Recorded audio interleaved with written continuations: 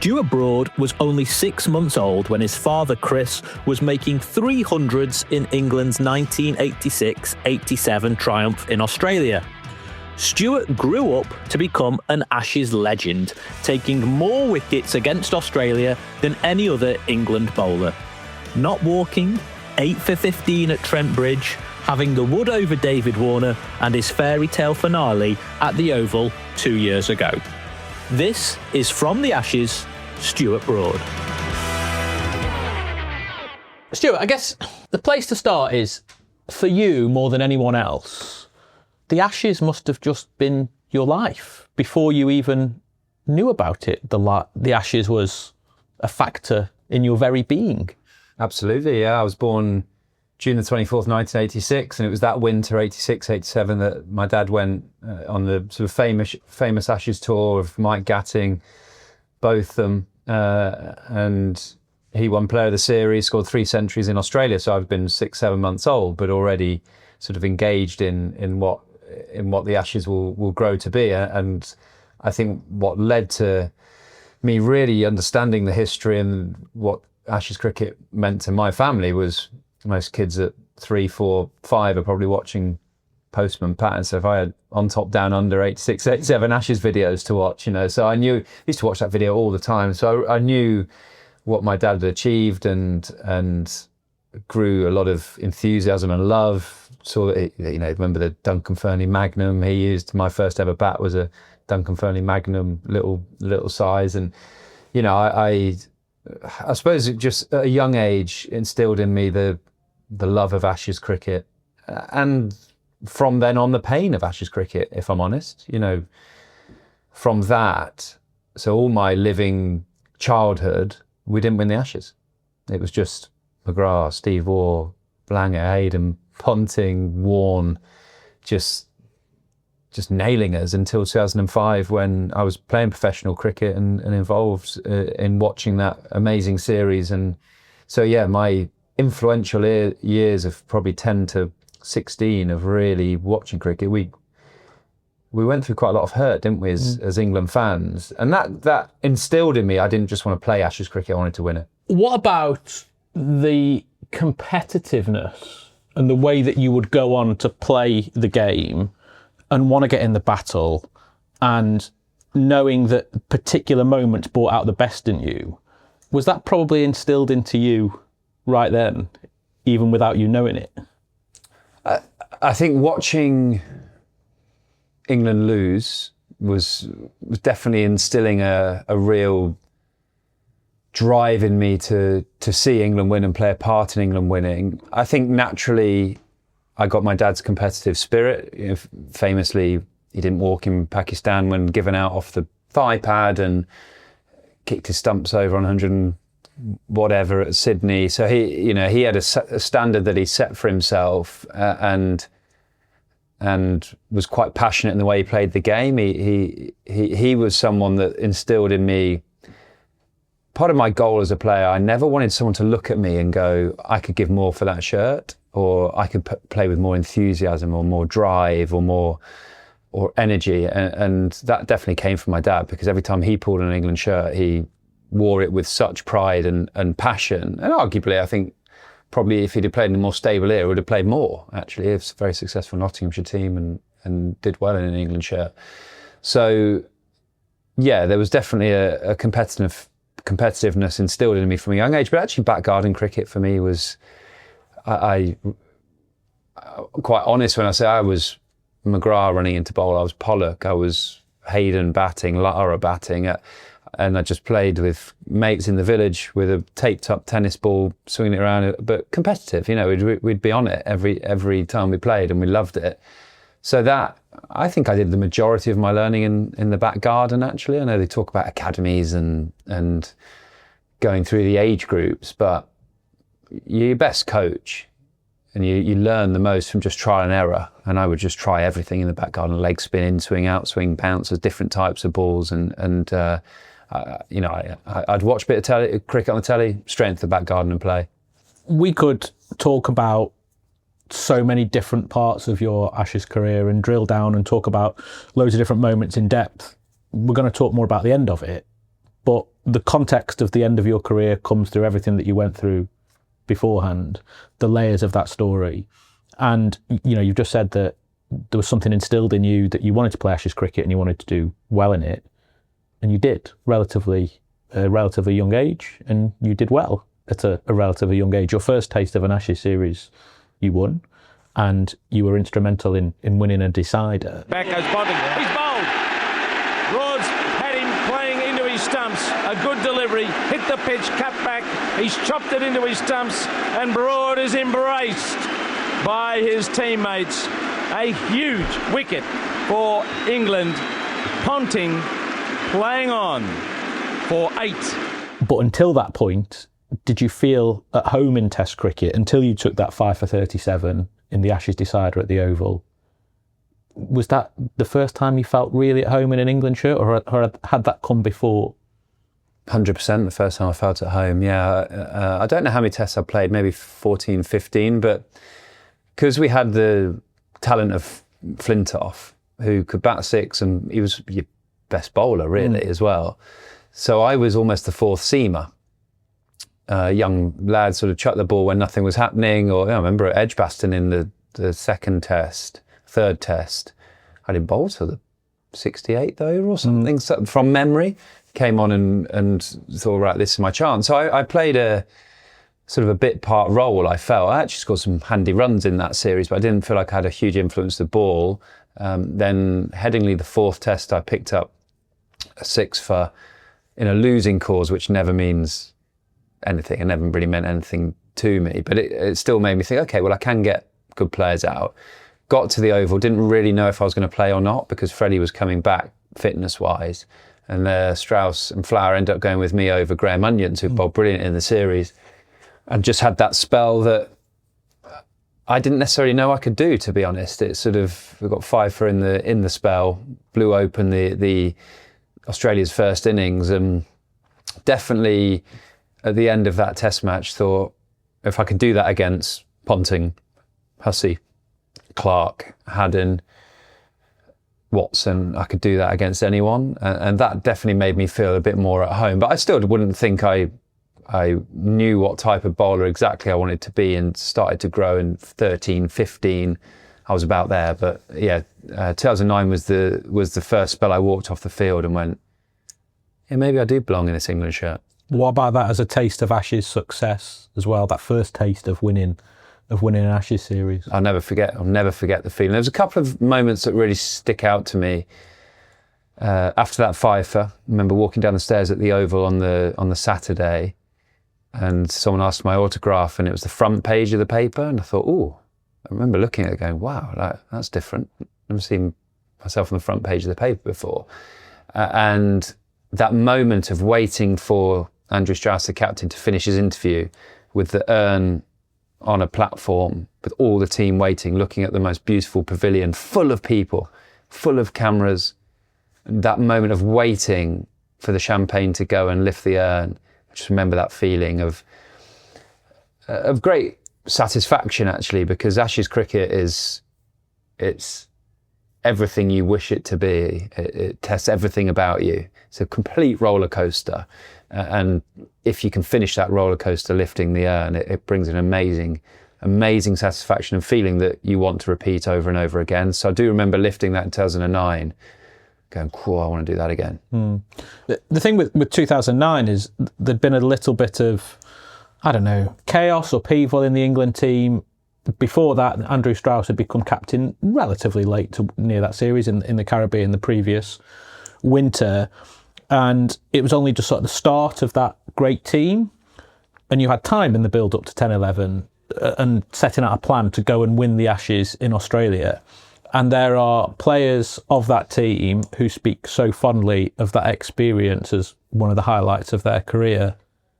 But you got injured after 2 tests and had to come home. Did you come home? Did you stay? Yeah. So how do you reflect on that as you were an Ashes winner in Australia, but you only played 2 of the matches? Is it bittersweet for you? Yeah, for sure. I probably look at leading up to it. So we did a trip to Munich. We built to that Ashes series for a long time. So although, yes, that was the tip of the iceberg of the team winning it. I felt like I'd contributed leading up into feeling like the squad was in a great place, and we had a brilliant time in the warm games. They were like quite competitive, and we were trying to stamp our authority on Australian soil, and I played at the Gabba, where we did a lot of fielding. Actually, we bowled really well. We just couldn't get Australia out, and then Cookie got double, didn't he, and Trotty a big 100. So it was a long draw, and physically I was very tiring. I remember sort of getting on the plane from Brisbane out to Adelaide and thinking, gosh, I don't think I've ever been as tired as this. The emotion of everything. And it was second innings at Adelaide. I was running into bowl and I felt like a bit of a pain in my ab. And then I bowled one more ball, and honestly, it was the sharpest, sorest pain I've ever had in my ab. And then I tried to bowl one more ball and knew I was in big trouble.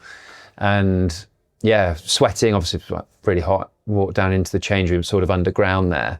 And I'm not an emotional person particularly, but I remember lifted up my shirt and I could see already bruising. And the doctor at the time was a guy called Nick Pearce, who lived in Nottingham. I knew him well. He'd sort of got me to that point, really.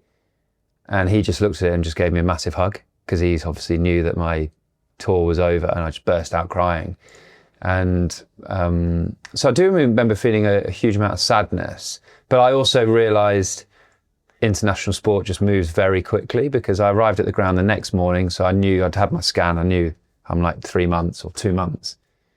And team manager, oh, you're on a plane home tonight. She's like, I couldn't believe it. I was like, what? And would you have stayed if you could? Of course. Yeah, a 24-year-old in Australia, sort of Ashes Sierra, pay to go and watch it, to be honest. So actually, I was chatting to Jonathan Agnew after the game, or that sort of day, and he could see I was visibly quite upset and devastated. And I know Ag, as he was president of my career club growing up and family friend, and he just said, come to Perth, let's work with us, come and learn about it, learn about radio. And I said, you sure? And he said, yeah, can't promise you any payment, but I could sort your hotel room. I said, I'd love to. And sort of him and Boyks and Aggers for the week at Perth, only doing tea time or a bit here and there, but loved it. And then flew home after the Perth Test match. So yeah, I remember watching Boxing Day with my dad, a night at Christmas Day for us at his house. And then the time difference was quite hard to watch from home, isn't it? Yeah. So then, the guys win in Sydney and you sort of watch the highlights. But yeah, it taught me a lesson, the fact that as soon as you're not in the team at the top level, the sport moves on. You can't sit there thinking they'll wait for you or anything. Do you know what I mean? So it was just my job to go back and get myself as fit as possible for the next challenge. In 2013, so 2 years on from England winning the Ashes in Australia, was that the time when the, antagonism, for want of a better word, the relationship between you and Australia, or however that developed, that began? 13. But, yeah, with what happened at Trent Bridge. And not walking. And obviously that's because Brad Haddin can't catch, right? There's a few things. It was quite a layered situation, and I had no idea it should have been a situation. I got a fine edge, Brad Haddin's thumb to first slip, so I knew I'd nicked it. So, but the game situation at the time, second innings, England lead by 232, you're 37 not out. Ashton Agar's bowling. That's the test match when he makes 98, almost becomes the first number 11 to make a test match 100. Like you say, edge, Haddin's gloves into the hands of Michael Clarke at first slip, and you stand there. By Agar, Broad's out. He's out, he's flicked that away to slip, I think. He's been taken by Clarke, they're appealing. And Alin Dar, hang on, Alin Dar's saying not out. Australia have got no reviews left. Broad's coming up, leaning on his bat. That looked to me as if it edged it straight to slip. And Alin Dar's saying not out. And the Australians are furious. Absolutely furious. You've no reviews left, lads. Broad hasn't walked. He's wandering up and talking to Ian Bell. They're standing there. And Alin Dar is coming down to talk to somebody. He's handing a cap back to the bowler.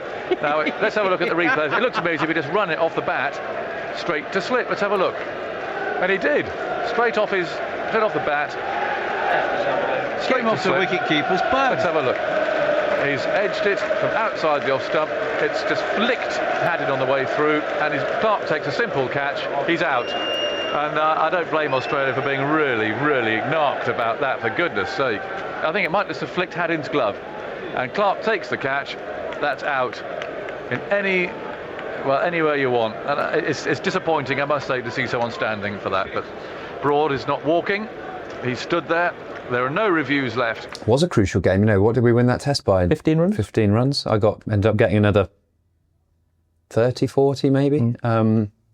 So I didn't think anything of it. Just went down end of the over, belly, touched gloves. He said, "Did you nick that?" I was like, "Yeah, I nicked it, but there are no reviews and I'm not a walker." Didn't think it. So played the rest of that day out and then got to the end of the day and Andy Flower came to me and was like, "You right?" I was like, "Yeah, fine." He's like, "Can you do press tonight?" I was like, "Yeah." Always, if you've been in part of the day. He said, "It's going to be quite a tricky one because what happened?" And I went, "What happened?" "What do you mean?" He goes, "Well, you're nicking, not walking." I was like, "Everyone does that." Well, it's become quite a story. And as it unfolded, I think it became a story. So it was the last Saturday before the football season. Yep. So all the sports writers were in, Martin Samuels, Ollie Holt, instead of the cricket writers. Obviously, the sports editors, they know a lot about the sport, but they don't know necessarily the intricacies of how it all works. So when I reflect on it, they wanted a big story. That was a big moment. Your Paul Newmans, your Dean Wilsons, who live and breathe the cricket every day, they didn't write about that being a big story or a cheating scandal or anything. It was the sports writers that really moved it up a level. And then it was Darren Lehman on a morning radio show with the blatant cheat comment that exploded it again. He sort of called all Australians to send me home crying, didn't he? Yeah. So that then blew it up into a bigger thing. But ultimately, I look back at that series. I'll ask you a question. That Trent Bridge test that was so tight, 15 to win. How did that end? Brad Haddin. What did he do? He edged behind and didn't walk. And we had to review it. Yeah. And you asked him, didn't you? Did you edge Yeah, it? he was like, "Yeah, I smashed it." So we were just hoping it was going to show on Ultra Edge or whatever it was at the time, Hotspot. So that I think I played with one walker in my whole career. And that was Graham Swan, just because he just hit the ball in the air to cover and got out. You know what I mean? Honestly, I think if you went through that series and looked back at players that waited for the umpire's decision or nicked the ball and didn't walk or was given not out, loads. I think the Australian impression of you as well probably wasn't helped by the fact that you then went and bowled how you did in Durham to win the series. Yeah. So not only have they had that against you, the not walking in inverted commas, but you've just bowled them out to win the series. And unusually, there is an Ashes tour straight after an Ashes series in the UK, and you are going to Brisbane, and there's the Brisbane Courier Mail who are refusing to name you. Smug Pommy Cheat was their headline. Firstly, how did you deal with all of that? And then secondly, walking into the press conference at the end of the first day, 5 wickets, is that right, at the Gabba? It was a bit silly. With the Brisbane Courier Mail tucked under your arm. Yeah, so that was a bit silly. But so I prepped for it to answer the first question. In the warm-up games, I'd walk round the boundaries edge with the psychologist or on my own. Because if you walk around the Gabba, there might be 45,000, but you can't hear exactly what's going on, but you hear noise. Yeah. If you walk around a warm-up game when there might be only 100 people in, you can hear every word. And I wanted to build a shield around me. So I wanted to hear the abuse or the swearing just to sort of strengthen me. But I worked with a psychologist because I knew it was coming, to strengthen my resolve. And I do think it was successful. So this isn't me fobbing it off, because when my name got announced that I was bowling my first ball, the boos were unbelievable. It was like, I remember stood at the end of my mark like, wow, that's incredible. But the day before, I'd done my pre-match mental routine and I'd stood at the end of my mark where I bowled 4 overs in my mind and I imagined the boos, so I could feel it. So it felt like I'd been there before, but it definitely fazed me. I bowled a no ball short one that got here for 4 first ball. It was quite overwhelming, but then got into my work, ended up getting 5 for, and I didn't mean to pick up the paper. I was just walking to the press conference at the end of the day, and there was the Courier Mail like stacked 150 high, so they can't have sold many. And I picked it up, rolled it under my arm and walked in, We'd had a great day. And that was the only good day we had of the series. Why do you say it was silly, though? It was great theatre. Great theatre, but we ended up losing, didn't we? So we'd won that day, but we ended up then, Mitchell Johnson sort of lit a flame and bowled the speed of light from then on in, didn't he? Not saying because of that, but we felt like we were in a good place that day, and then it didn't get any better. Because of what happened on that tour, because of what Johnson did to you, and because of the result of losing 5-0, and then the way that the team evolved, one team broke up and another team was built under Alistair Cook's captaincy. How did you feel going into 2015 as a sort of, a responsibility as a senior player and a bit of loyalty to your mate who'd gone through the ringer over the previous couple of years, and the opportunity to win the Ashes back? Yeah, it was a bit disjointed, if I remember rightly, because Peter Moores had been relieved of his duties in Ireland at the start of the summer. Yep. And then Trevor Bayliss got named head coach. Yeah, Farbrace was in charge at the start. Farbrace was in charge at the start. And first time we met Trev, we flew over to Desert Springs in Spain as a training camp, and he was there in a room, introduced himself, and this is the pre-Ashes camp, so we didn't know him at all. But I'd been working very hard off the field with Otis Gibson, the bowling coach, mentor of mine. I've been bowling a lot over the wicket against left-handers, not great success. I need to change it up because the Aussies were coming with loads of left-handers, start working on round the wicket stuff. And I implemented it in that 15 Ashes series, and it changed my career, to be honest. That's when I sort of would say I became more of a complete bowler, knowing exactly what I was doing. I went from averaging 37 to left-handers through my career to the next 3 years averaging like 14. It was that game-changing for me. So I felt prepped, I felt ready. I'd targeted 3 months out exactly what I was looking to do. I actually wasn't brave enough to do it in the first innings at Cardiff. And then I went round the wicket, sort of a second spell at Cardiff, got Rogers caught in the slips, and I was like, okay, this is a bit of me. So I felt prepped and ready to get, not revenge isn't the right word, but Darren Lehman was still in charge. There was a bit of not wanting to, we're not letting the Australians lift the Ashes in England. And then Trent Bridge. Yeah. And Jimmy Anderson was injured, and you were leading the attack, and you were bowling the first over. First time in a test match doing that. And did you or did you not tell Alistair Cook to bat first? Yeah, I did. 100%, yeah. Home ground, you always, as a player, the captain comes to the home players and say, like, what do you think? And there's grass on the wicket, and it was a little bit damp. I said, at Trent Bridge, actually the stats do back this up. It's a bat first because it'll be soft and slow, but it will dent, and then day two it'll quicken up and nip, and it'll be more nickable. And then I was marking my run-up out, and Shane Warne walked up to me, and he went, "Oh, that's a bowl first, isn't it?" And I remember thinking, "Oh, Shane Warne thinks that's a bowl first. He was bat first everywhere. Might be a bowl first." And I went over to Cookie. I was like, "Chef, do you know what? Could be a bowl first, And he went, "Don't worry, I made that call already. We're going to bowl." And actually, what people don't remember, but I do vividly, because I was warming up on the field. There was a bit of a rain shower, about 2 minutes at 11 o'clock. So not enough time to get the covers on.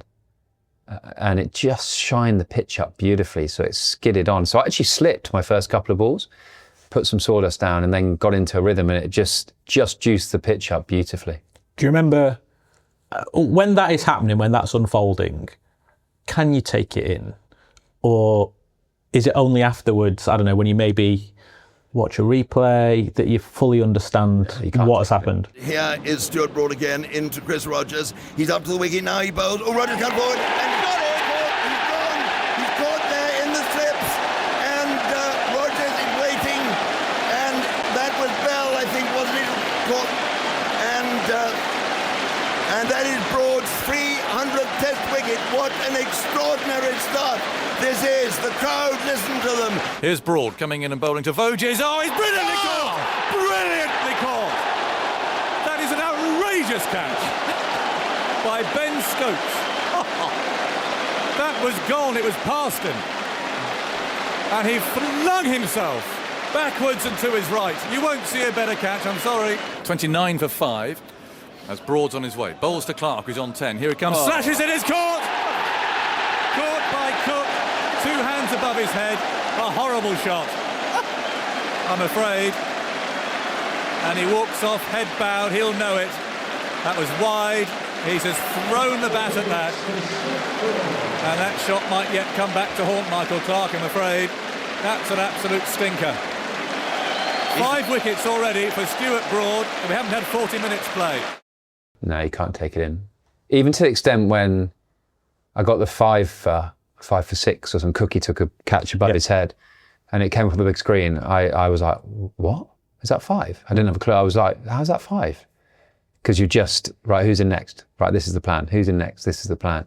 So yeah, I didn't take it in, and then it took a bit of time, actually, months, to see the scorecard and see 8 for 15 written to make it feel real. And I think what was so special was that Rooty got 100 on the same day. If we'd have been bowled out for 100, it's a completely different conversation, isn't it? But we bowl straight out for 60 and then Rooty goes and gets 100. Remember so vividly, about 20 to 1 or quarter to 1, having made a cup of tea and watching Adam Lyth cover drive so crisply through the offside off Mitchell Stark. And I sat there, sipped my tea and said, we've already bowled. Not had lunch yet, and we've bowled them out. Like, what's happened there? So yeah, it didn't, particularly for me to do it on a ground that my dad played at. I used to play on the outfield at 4 years old. It means so much to me and my family. Every time I walk through that ground, it gives me the shivers, you know. So to have done it there. But the most special day of that whole test match was the last day, day 3. Remember we were on the bus to the ground and Mark Wood said to me, do you think anyone will turn up? Because we needed 3 wickets or something. I was like, yeah, Nottingham people love the sport. And we got there, it was packed just for 40 minutes play. And we were on the outfield for hours after.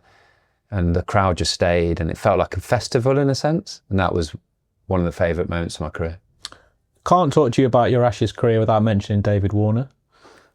Why did you get him out so often? Played against him a lot, if I'm honest. And I technically worked him out at the back end due to him being so dominant. He was really difficult to bowl at. Over the wicket, 6'6", into back of a length. He'd hang leg side and punish me through the offside. So I did loads of strategy work and stats work on him. And I realised that he didn't hit the ball straight through mid-on and he didn't hit the ball through square leg. You think about left-handers standing up and hitting it through the leg side. He was just an offside back foot player majority. So I, 2019, made a complete technical shift to try and hit his leg stump. That was my only thing. I don't mind if it goes down the leg side. I said to Joss before the 19 Ashes, sure it was Joss keeper, might have been Johnny actually. I think it was Johnny. I said, just understand that I'm going to be bowling leg side. So don't worry about diving down the leg side. You know, make sure you just give yourself a bit of space there, because I didn't want him to cut. That was my one rule. And I just started targeting his leg stump because I knew he wouldn't drill me through the leg side. It was going to be a dot. And by the time I got him 3 times, the first 3 innings, I thought, I've opened something up here. And just because we play each other so much, you got 10 opportunities to get him. If you find a little chink in the armour, you don't have time to fix that in a series, so it becomes very difficult for the batter. Did you get on okay? Is it great? Yeah. Think so, yeah. Ever chatted about it? No, but he's still playing, isn't he? He's commentating on the Ashes this winter, isn't he, for Fox, so I hope that we can share a glass word. Yeah, I think ultimately a huge feather in his cap in the fact I had to completely change my whole approach for him. Not many players in the opposition team do you study and directly change something. He's, in my opinion, in my career, the best third innings batter I bowled at. If they bat first, Australia bat first, get runs on the board, and you get bowled out behind them, he's horrific to come into bat because he just takes the game on, takes it away from you. And even Stokes in 2023, every time we got him, Stokesy would feel a huge relief. He'd say, like, Warner's the one that scares me because he can just win the game on his own. 21-22, how close was that tour to not happening? Don't know. Not sure. That's probably a question for chief executives and top of the board. I don't think the players ever had the power or the strength to not go. But it wasn't Ashes cricket. The comment became quite famous of it should be void. I never meant that the history of the game should wipe the series away as a result. What I meant is what I view as Ashes cricket is elite performance, best against the best, prepped against the people who've prepped the best, all equal. And it wasn't. We didn't have warm-up facilities. We were locked away in hotels. And this was because of the COVID restrictions, wasn't it? Of course, yeah. We knew the game needed it financially, but it wasn't Ashes cricket. It was games of cricket going on, but it wasn't the best against the best. And there was a comment that Pat Cummins made at the end of the series, because all we'd done in COVID is play cricket in bubbles. We just lived in hotel rooms. Still gives me the shivers coming back to here and the Utility Bowl, to be honest, because we just got locked in those rooms and waited to net and play cricket. But he said the worst thing about COVID for us as cricketers is that we just haven't had the chance to play cricket. I remember all of us just looking at each other and was like, that's not the same for us. All we've done is just play cricket. Yeah, it's just play cricket. So, all the things about the sort of stir that it just didn't feel like Ashes cricket. And that's why this series coming up is so eagerly anticipated, because both teams have had solid run-ins of proper cricket. Fans can travel and, you'll be able to leave a hotel room. Did it feel worse because maybe deep down you knew that was your last tour of Australia? Did you know? I probably did feel like it was going to be my last. I thought it could be my last Test series against Australia, to be honest. Ashes aways are always resets and changes, and there's a huge amount of changes came. Ashley Giles left, Chris Silverwood left, Rooty stepped down. So big change came. I missed out from the Caribbean after it as well. So, of course, there were times that Hobart Test where I was thinking, I'll just soak it in. This could be the last Test match I play, but you also don't want your mindset to go that route. But I feel very blessed that I got the opportunity again in 2023. Did you think you'd make, even after that? So the result happened in 21-22. There was the Red Bull reset in the Caribbean, like you mentioned, and you and James Anderson didn't go on that tour. You came back. Did you think you'd make 2023 even then? I'd say one of the worst phone calls in cricket I had was Strauss calling me saying I was missing out on the Caribbean, because it felt quite final. 5 minutes, you're not going, we're going with the younger team. Okay. And the best phone call I had was plus whatever, 27, didn't know the number, answered it. So I was actually walking down to meet Rooty, Forest versus Sheffield United playoff semi-final. I was like, hello, Brody Baz McCullum. In the Test squad next week, see you there type of thing. And I was like, wow, sort of hoping for it, but didn't know. So yeah, once I got that phone call, then of course my target was Ashes 23 for sure. Never thought about that your career would end before then? Or the reason I ask that is at what point did the idea of ending in 2023 first come into your mind, even if it was just an intrusive, fleeting thought? Yeah, good question. Always knew I wanted, deep down, I wanted my last ball in professional cricket to be an England shirt. Always knew I wanted to finish at the top. And to do that, you need to make the call. Didn't want to go on too long. Had a bit of a fear of a 21-year-old playing against me and going, I thought he was supposed to be good. So I always wanted to make sure, because I could definitely play another couple of years. I definitely felt good, bowling well. But it just rounded up. I didn't know, honestly, I was really torn even the Friday night of the Oval Test match. Just didn't know. And I weighed up sort of definitely an England shirt. I'm wearing it. England, Australia, I've had such a proud history and I loved my battles with them. Been an engaging series, it's amazing. Ended up just feeling like the right time. I'd had conversations before it. I remember here, actually, we beat South Africa and Matthew Potts had missed out. So it was me, Robbo, Ollie Robinson and Jimmy, and we won. I was having a glass of red with Baz on the balcony. I just said, look, mate, I never want to stand in the way of young bowlers. That is a fact. I don't want to stand in the way of young bowlers. If you think you've got enough strength and depth to take this team forward without me, let me know, because I want my last ball to be an England shirt. And he said, no, I want you for the Ashes, man. As soon as he said that, I was like, well, okay, that's me. Building up to that moment then, but the series as a whole, was that, you know, even though you didn't win that series, and there'd been times when you'd won the Ashes and you'd had other battles and you'd had other performances, was that your, I don't know, favourite? It was unbelievable. It was unbelievable. Just, firstly, never expected to play all 5. Well, we had Ireland before. Yeah, It's played 6. That was never the talk. It was all, any bowlers are going to play 2 or 3, wasn't it? Just so happened that sort of I stayed fit, bowled well, but the drama, the energy, the style, the talking points, it was magnetic, wasn't it? It was just drew everyone in. The devastating feeling of losing at Edgbaston when we felt like we had that game. The drama of that final day at Lord's that was very watchable, wasn't it? It was very engaging, although what opinion you have on that. And then the sort of energy and fire that Leeds brought to it, and Headingley crowd, and getting over the line in a very tense finish. That's only 3 gone. It's like, well, hang on, we've got 2 to go here. So, yeah, it just had everything. The only, yes, we didn't get to lift the Ashes at the end, and the rain here was just a sad, dour, disappointing end, you know, to what could have been one of the greatest comebacks cricket's ever seen, really. What happened at Lord's with Johnny Bairstow being stumped and you being the next man in? Firstly, talk me through that day, because it felt like if there was ever a situation made for a person to walk into that situation and antagonise, get into the battle, all those sorts of things, well, it was made for you, wasn't it?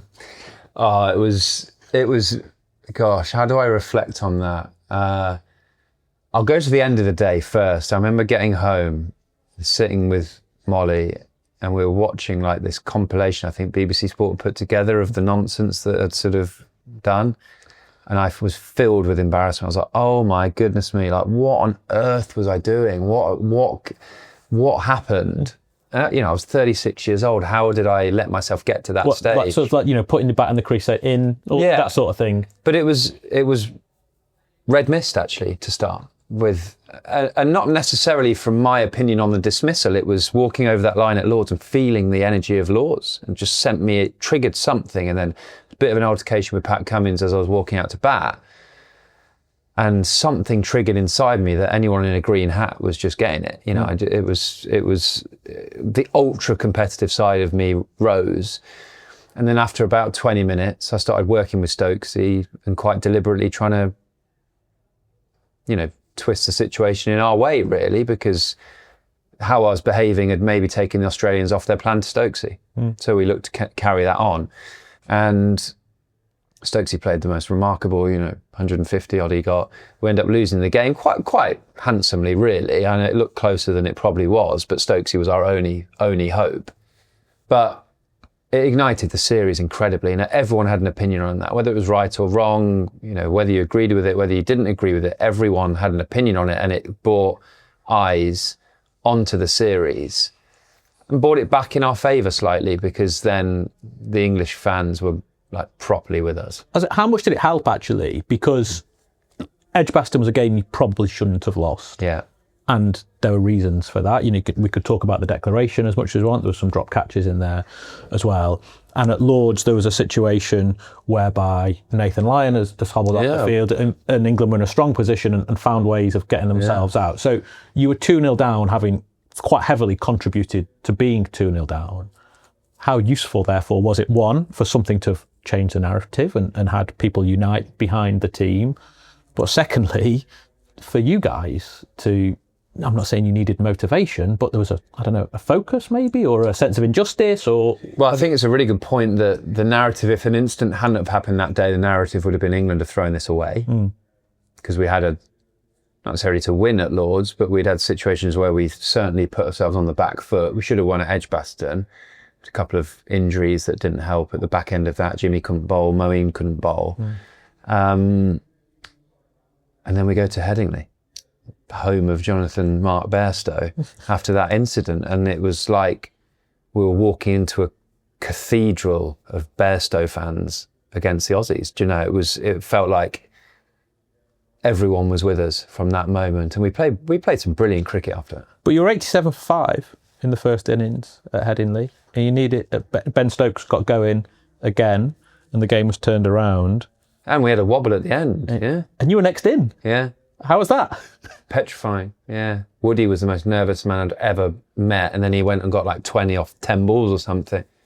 Yeah, very tense, but that's what Ashes cricket is, because it means so much. I remember sat next in the change room at Headingley going, that's why time is such a weird thing in sport. I was, in 2 hours, we're going to know the result of this Ashes series. If we lose this, it's done. It's 3-0. Done. And like, it's weird. You almost want time to stop. You want to sort of, we've got to get over the line here. We have to win this game. And fortunately, we did, because then it sort of keeps the series really, really driving forward. What about here at Old Trafford? Because you're taking your 600th wicket during that Test match. But what was that feeling like, just watching it rain that Sunday? Yeah, one of the worst I've had in sport. We bowled first on a flat pitch, really, because we knew the weather was coming. The forecast was just horrendous, wasn't it?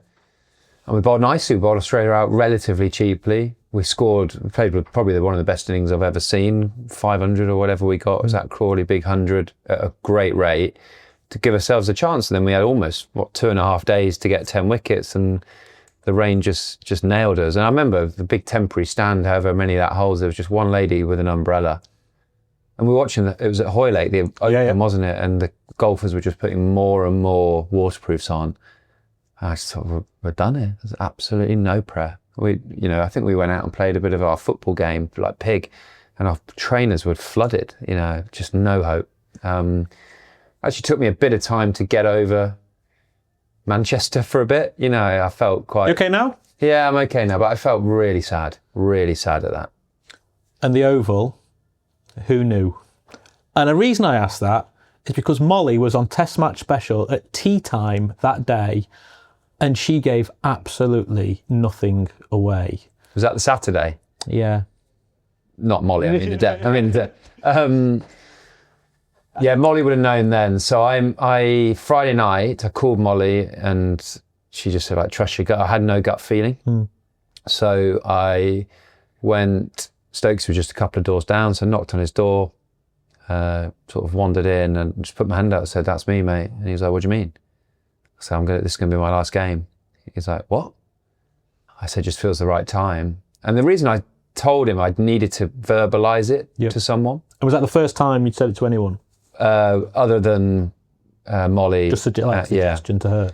And Neil Fairbrother I'd spoken to as well. And Stokesy just stood up, gave me a massive hug and was like, thanks, mate. Like, thanks for everything you've done.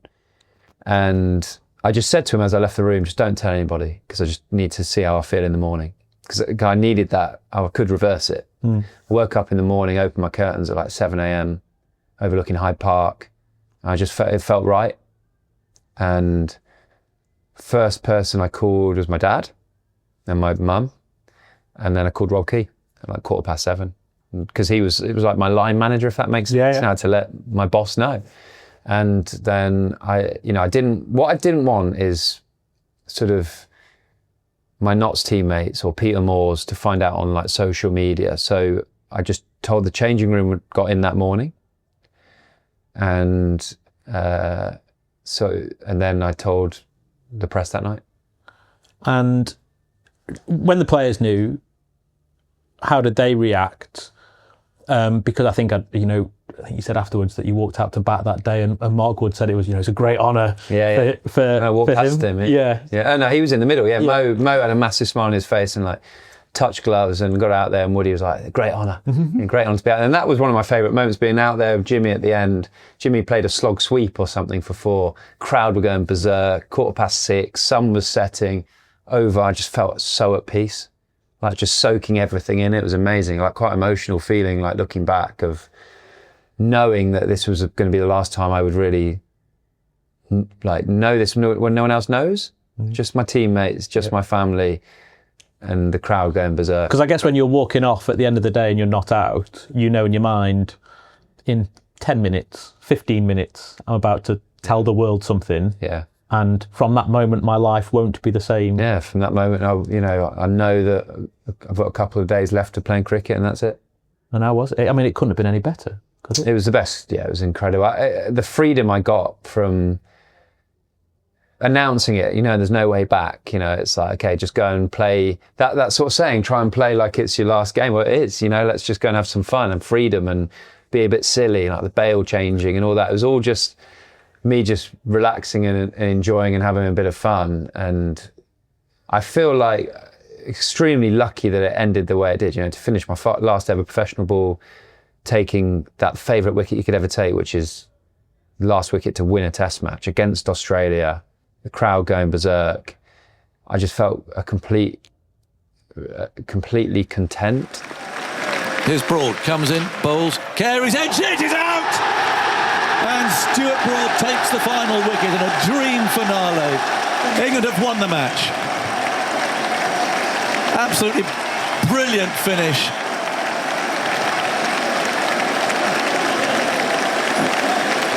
And Stuart Broad is being hugged and congratulated by his teammates. England have won by 49 runs. Unbelievable. Chris Broad there looking very emotional up on the balcony. Well, he's written a few scripts in his time, but I really can't think Stuart Broad could have had any more of a script than this. Changing the bails around and getting a wicket, and then finishing it off. It is a dream finish. I'll never get bored of talking about it, to be honest, because it's just it takes me back to a feeling and a moment that just feels so special. I never wanted to walk off tearing a hamstring in Ahmedabad and never be seen again, and my family were just at home asleep. I wanted my family in the ground. I wanted to share it with them, and lucky to have done that. The 6? Closed my eyes and swung. Yeah, that was just pure fluke. I think that was the only ball I middled all summer, so it was quite nice that it went for 6. Actually, I didn't even realise, I just was running off, had 10 minutes to turn it around, and I sat next to Harry Brook, and he was like, your last ever ball for 6. I was like, oh yeah, that's quite cool, isn't it? And the wicket, it had to be Alex Carey, didn't it, after what had happened at Lord's? Well, yeah, it was, again, I didn't really sort of realise that or associate with that. It was just the joy of taking the final wicket of a test match. But, I must admit, that was a series would have been full of emotion for him as well with everything that went on. So it's been great to see him go from strength to strength as a cricketer. And he'll be a thorn in England's side this winter as well. You said you wanted your last piece of action, I guess, as a cricketer to be in an England shirt, and it was, and you haven't played cricket since. We're on the verge of another Ashes series. At any point, have you thought, I still want to be out there? And if you haven't, is now the time when you maybe that feeling has been strongest of you going, I could have another bit of that. I've had none of that feeling. Alex could have dreams about it. Yeah, you miss certain things. You miss that feeling of a plan working, you hit off stump out the ground, or that wicket that wins a test match and you're done and you're celebrating with your teammates in the crowd. But I just feel so. I watch lads now with the England shirt on, and I'm just like, go on, like go and do your thing, go and shine. Yeah, I feel like I've moved on from that period. I don't want to lace the boots up. I've gone through all that emotion, and I think for being my choice and finishing on that high, even if I bowled another 5,000 balls, I'm never going to get that feeling again. So I just feel so content with how it finished, how it ended, and I still feel close to the game. We've got a great job talking about the game, commentating on the game, being out in the middle, getting a feeling for it. So, I feel great joy when I see young bowlers doing well in an England shirt, because it's a bit cheesy, it's a bit all black here, but you try and leave that shirt in a good place for the next person to take over, and finishing at the end of an Ashes series while Brendan McCullum and Stokes is in charge, for a young bowler to come in and learn the trade. Good place to go. Couple of final thoughts. 21st of November, Perth, you'll be commentating. How will you feel? I feel very excited. I feel England have got to win that Test match, if I'm honest. You've got to start well in an Ashes series away. I feel like I have felt as a player through every first ball in an Ashes series. I watch with a tingle in my stomach, with looking around the crowd, looking at the crowd's emotion. And there's just something about the first ball of Ashes series that is quite famous, isn't it? When you think of Harmy's one that to second slip, you think of Rory Burns being bowled, you think of Zach Crawley's cover drive. Zach Crawley's cover drive is one of my favourite Ashes moments. You know, just the feeling and the eruption of what Edgbaston did that day. Perth, what's that, 70,000, 60,000. The roar of emotion of when whoever it is, Jofra Archer, Mitchell Starc, are running into bowl will just be electric. We've just rattled through your Ashes career in, 40 minutes or whatever. Since you made your Test debut, no one has played more Ashes Tests for England than you. And you ended up with more Ashes wickets for England than any other bowler. And there'll be countless England fans who remember you for your exploits as an Ashes cricketer and your achievements. How do you reflect on it how will you always think of the Ashes? It's the pinnacle. It's the greatest rivalry in our sport. It's everything you wish for as a player. It tests everything about you. It brings out emotion, character, mental strength, technical ability, physical hardship, teammates bonding, going through something together. There's just something about Ashes cricket that is a bit different, and it gives me great pride that if there's just one fan out there that would link me to Ashes cricket, because it's what I grew up in, it's what I wanted to play, I wanted to win, and I look back and have a huge amount of pride of being able to share that journey with a lot of great friends as well.